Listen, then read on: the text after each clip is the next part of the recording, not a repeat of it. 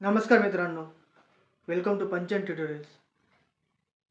मित्रांनो, आजच्या व्हिडिओ लेक्चरमध्ये आपण IVF ट्रीटमेंट ही काय असते, ती कशी केली जाते आणि ती का केली जाते हे आपण समजून घेणार आहोत.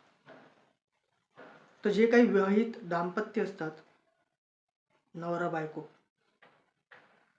त्यांना मुलंबाळ होत नाही. खूप प्रयत्न करूनही त्यांना मुलंबाळ होत नाहीत.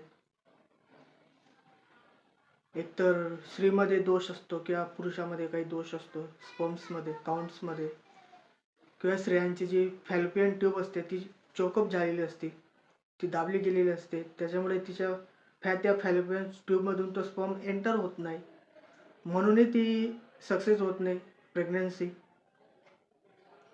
ह्या ज्या काही गोष्टी आहेत त्या आपण या व्हिडिओ लेक्चरमध्ये समजून घेणार आहोत. ही एक मेडिकल प्रोसेस आहे मित्रांनो. इन विट्रो फर्टिलायझेशन ही लॅबोरेटरीमध्ये केली जाते आणि 6 स्टेप्समध्ये केली जाते. पहिली जी स्टेप आहे ती आहे ओव्हेरियन स्टिम्युलेशन. जे काही ओव्हरीज असतात त्यांना स्टिम्युलेट केलं जातं. त्यांना परिपक्व बनवण्यासाठी स्टिम्युलेट केले जातात. त्यांना हार्मोन्स दिले जातात. मग ते हार्मोन्स कोणते असतात? FSH, फॉलिकल स्टिम्युलेटिंग हार्मोन, असे ते असतात. मग ते हार्मोन त्यांना दिल्यानंतर ते जे काही एग असतात ते परिपक्व होतात. मग जी दुसरी स्टेप आहे एग रिट्रीवल,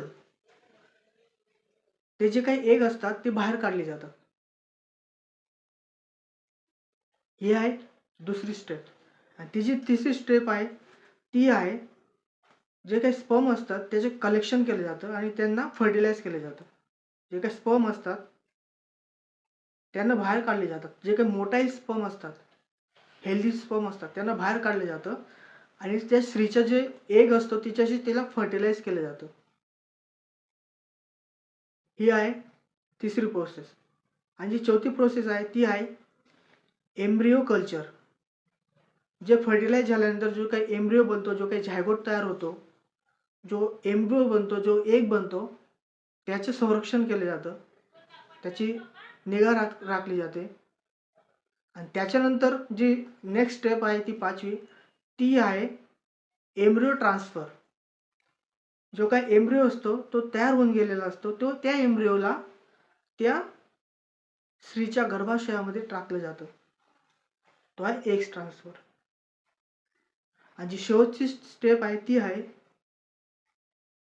प्रेग्नन्सी स्टेप. 1 ते 2 आठवड्यानंतर तिची प्रेग्नन्सी टेस्ट केली जाते किंवा 14 दिवसानंतर आपण म्हणू शकतो. ती जी टेस्ट जर ट्रीटमेंट सक्सेसफुल झाली तर त्या स्त्रीच्या त्या युटेरसमध्ये तो बाळ जो असतो तो वाढतो आणि त्या स्त्रीला अपत्य प्राप्त होतं. त्यांची जी इच्छा असते ती पूर्ण होते. हे आहे IVF ट्रीटमेंट. ही मेडिकल ट्रीटमेंट आहे.